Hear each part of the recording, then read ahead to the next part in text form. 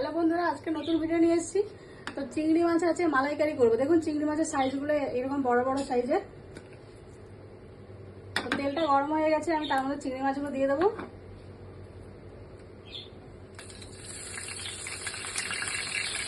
পুরো সরষে তেলে রান্নাটা করবো আমি আজকে।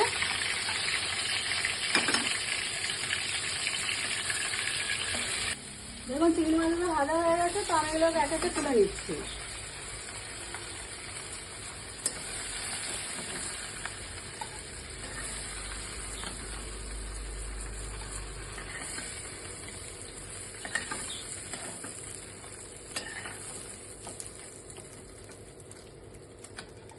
আর এই পাগুলো ছিল চিংড়ি মাছের, তো বড় বড় ছিল বলে তাই এগুলো আমি একটু ভেজে নেবো এর সঙ্গে তেলের মধ্যে একটু হালকা করে।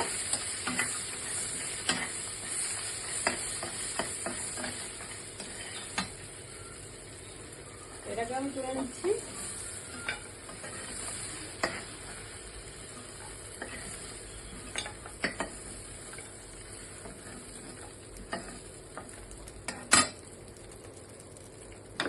তো এই তেলে আমি একটুখানি ঘি দেবো,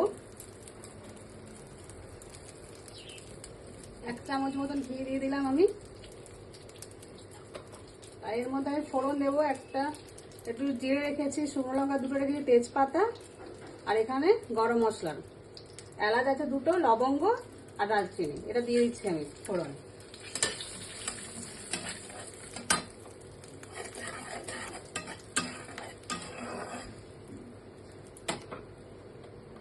আর আমি এখানে একটা মশলা বানিয়ে রেখেছি। এই মশলাটা, এর মধ্যে 2টো পেঁয়াজ আছে, আদা রসুন আর 3-4টে কাঁচা লঙ্কা দিয়েছি। এটা আমি দিয়ে দেবো ওই মশলাটার মধ্যে।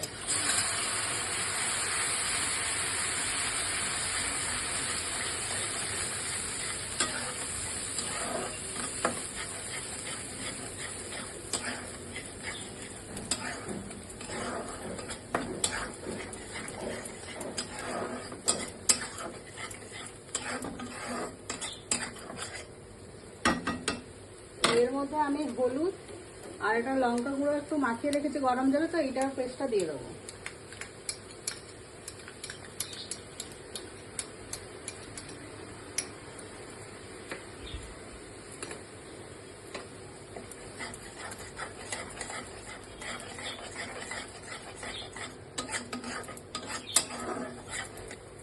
মশলাটা যাতে না পুড়ে যায় তার জন্য আমি একটু জল দেবো, এখানে গরম জল ব্যবহার করছি।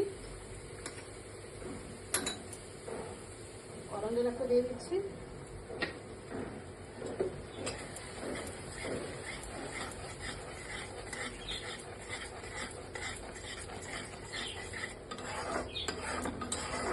মশলাটা একটুখানি হয়ে যাক, কাঁচা গন্ধটা চলে গেলে বাকি মশলা আমি অ্যাড করবো। গ্যাসের আঁচটা একটু কমিয়ে দিচ্ছি।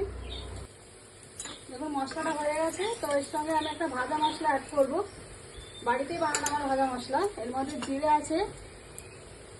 আছে, ধনে আছে আর পানমৌরি রেখেছি একটুখানি। এই মশলাটা আমি এখানে দিয়ে দিচ্ছি।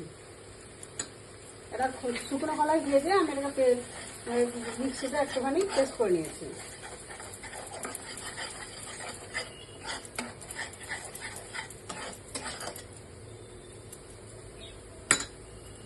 আর এখানে নারকেলের দুধ রেখেছি, এটা আমি গরম জলে, এবার নারকেলের দুধ পাউডার পাওয়া যায়, এর মধ্যে গরম জল গুলে আমি এটা এর মধ্যেই দিয়ে দেবো। গ্যাসের আঁচটা একদম কমিয়ে দেবো। আজকে এই দুধটা, এইটা দিয়েই আমি আজকে মালাইকারি রান্না করবো, নারকেলের দুধ দিয়ে। এমনি নারকেলও পাওয়া যায়, তো আপনারা সেখান থেকেও নারকেলটা কুড়িয়ে ওর থেকে দুধ বার করে নিতে পারেন, কিন্তু যেহেতু আমি পাউডার এখানে ব্যবহার করেছি, আপনারা চাইলে এমনি নারকেলও ব্যবহার করতে পারেন।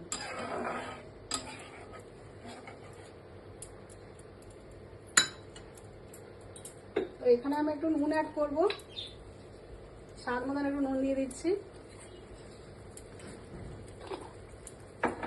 আর একটু সামান্য একটু চিনি রেখেছি, চিনি একটু দিয়ে দিচ্ছি।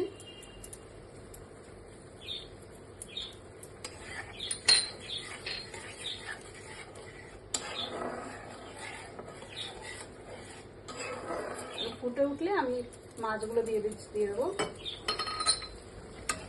ফুটে উঠছে, আমি গ্যাসের আঁচটা একটু কমিয়ে দিয়ে মাছগুলো দিয়ে দিচ্ছি।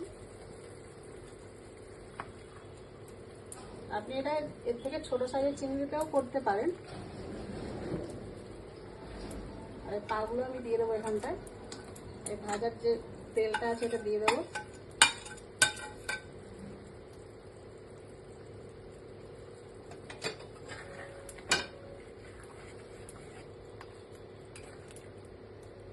এখানে উল্টে দিচ্ছি একটুখানি, যাতে মশলাটা ভালোভাবে মাছের গায়ে লেগে যায়।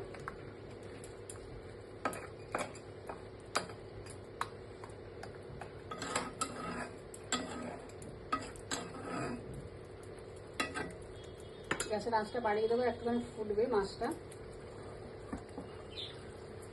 এখন রান্নাটা আমাদের হয়ে গেছে, আমি গ্যাসটা বন্ধ করে দিচ্ছি। আর একটু ঘি এখানে দেবো, আমি এখানে 1 চামচ ঘি এর মধ্যে দেবো।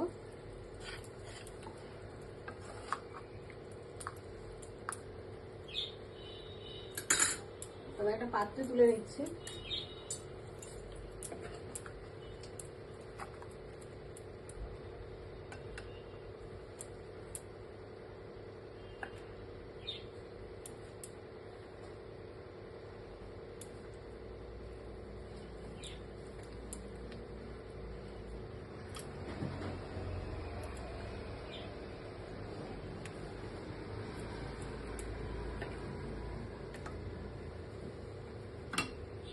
দেখুন রান্নাটা আমাদের হয়ে গেছে।